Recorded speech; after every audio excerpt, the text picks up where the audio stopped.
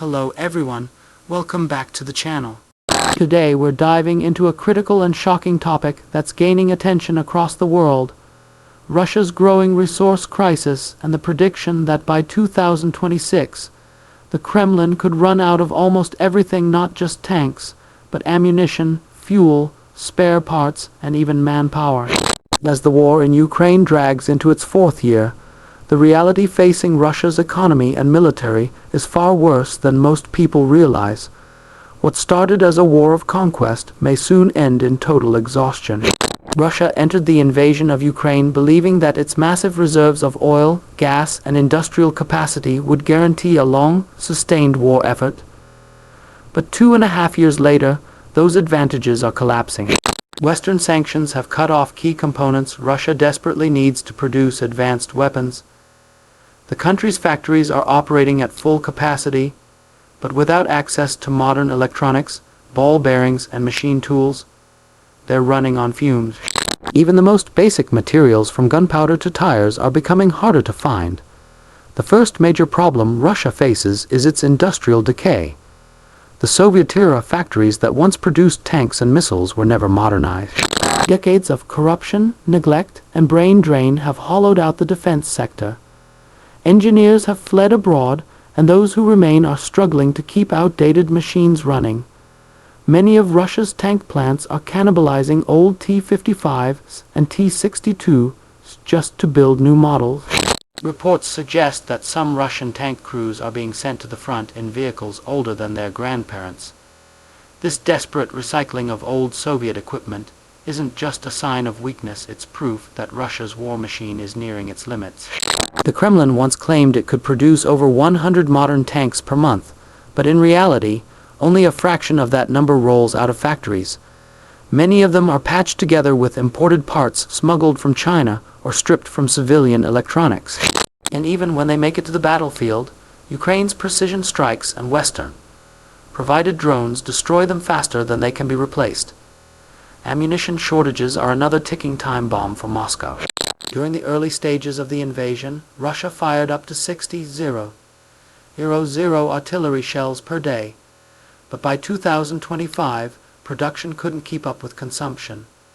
Now, the Russian army is rationing shells in several sectors of the front.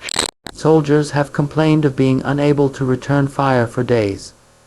Moscow tried to compensate by buying artillery shells from North Korea and Iran, but those deals are limited and come with political costs.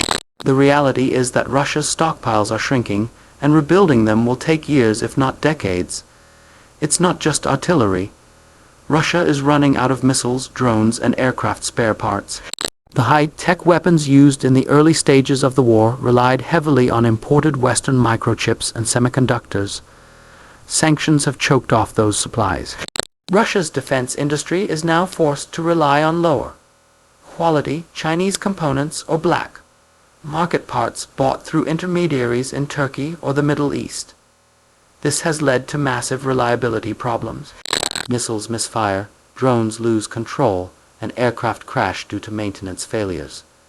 Fuel, which many thought Russia had in abundance, is also becoming a serious problem. Despite being one of the world's largest oil producers, Russia's refining capacity is limited and under constant attack. Ukraine's long-range drone strikes have destroyed or damaged several major oil depots and refineries deep inside Russia. Each strike not only disrupts local fuel supplies, but also forces Moscow to divert resources from the front to protect its infrastructure. The result is a logistical nightmare. Tanks and armored vehicles often run dry in the field, and fuel prices at home have skyrocketed. These shortages extend beyond the military. The entire Russian economy is feeling the squeeze. The war has drained the national budget, forcing the government to print money and raise taxes. Inflation is rising sharply, and basic goods like food, medicine, and car parts are becoming more expensive. Millions of Russian citizens are feeling the effects of a war that was supposed to be quick and victorious, but has turned into an endless drain on their livelihoods. Labor shortages are another silent crisis.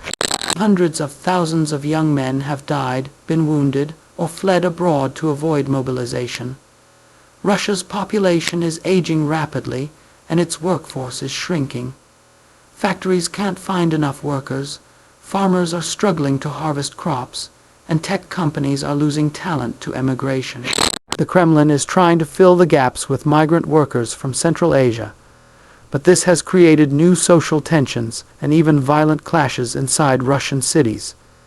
Meanwhile, the Russian ruble continues to collapse. The central bank is desperately raising interest rates to stabilize the currency, but sanctions have cut off Russia from the global financial system. The country's once lucrative energy exports are now being sold at a discount to China and India. These buyers know Moscow is desperate and are taking advantage by paying less. This means less revenue for the government, less money for the military, and more debt piling up. By 2026, economists predict Russia's war budget. It will become unsustainable. Even if the Kremlin continues to pour all available resources into the military, it won't be enough. Tanks, shells, and aircraft are useless without the spare parts, fuel, and trained personnel to operate them. The Russian army is burning through everything faster than it can replace it, and the situation is irreversible. One of the most striking signs of this collapse is Russia's growing dependence on pariah states. North Korea, Iran, and even Myanmar are now some of Moscow's few remaining partners. These countries are supplying artillery, shells, drones, and ammunition, but they can't replace what Russia used to produce on its own. Moscow's military industrial complex, once the pride of the Soviet Union, has been reduced to a patchwork of foreign imports and black market deals. Inside Russia, morale is crumbling. Soldiers at the front line are poorly equipped and under constant fire. Videos have surfaced of troops complaining about a lack of food, ammunition, and medical support. Families of mobilized soldiers are protesting in the streets, demanding their loved ones be sent home. Even pro-war bloggers, once loyal propagandists, are now openly criticizing the government for corruption and incompetence. The narrative of a strong Russia is falling apart in real time. The domestic economy is following the same trajectory. Russian cities are facing shortages of imported goods, from electronics to car parts. The aviation industry is cannibalizing old planes for spare parts since Western maintenance contracts were terminated. Train systems are breaking down due to a lack of Western bearings and components. Even agriculture is suffering as fertilizers and machinery imports have been disrupted. The illusion of self-sufficiency has completely shattered. What's even more alarming is the demographic collapse. Russia's population decline has accelerated due to war casualties, emigration, and low birth rates. Experts warn that by 2030, Russia could lose millions of work-age citizens. This means fewer taxpayers, fewer engineers, and fewer soldiers. The country is slowly draining itself of the very people needed to sustain its economy and military. The Kremlin tries to project strength by claiming to ramp up production and secure new partners abroad.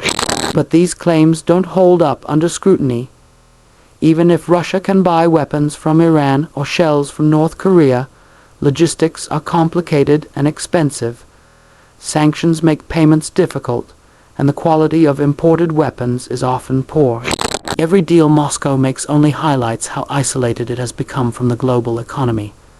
The war has also accelerated internal divisions within Russia's elite. Corruption is rampant, and powerful figures are fighting over what remains of the defense budget. Regional governors complain about being forced to fund military units out of their own local budgets.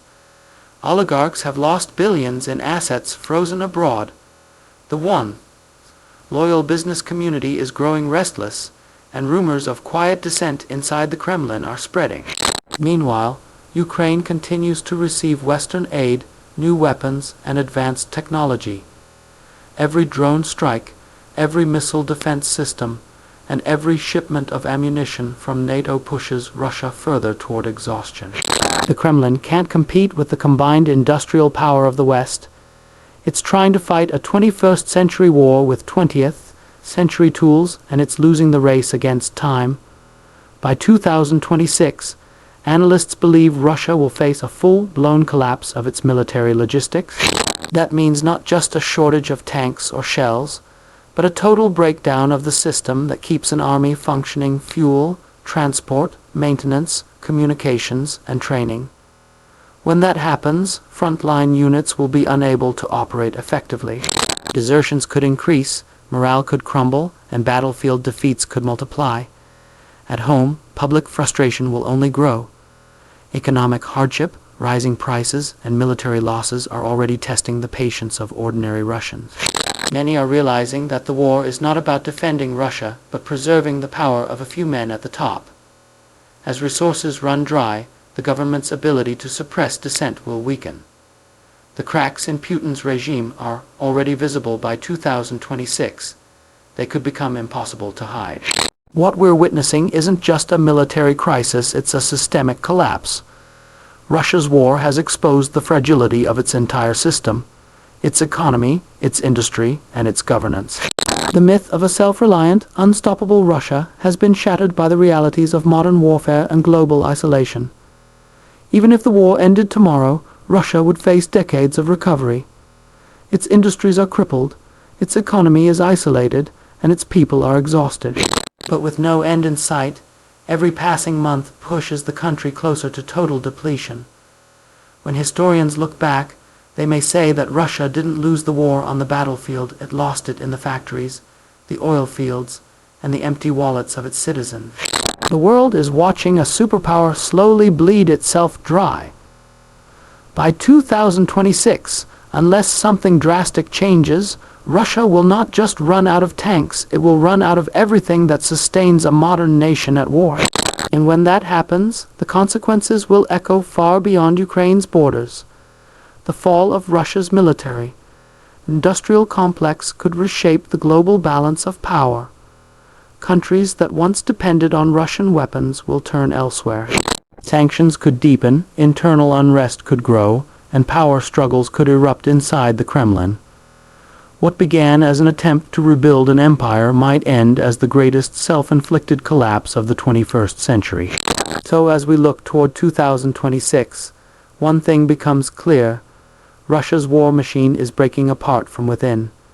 No matter how much propaganda tries to hide it, no nation can fight a long war when it's running out of soldiers, money, and materials. The clock is ticking, and time is no longer on Moscow's side.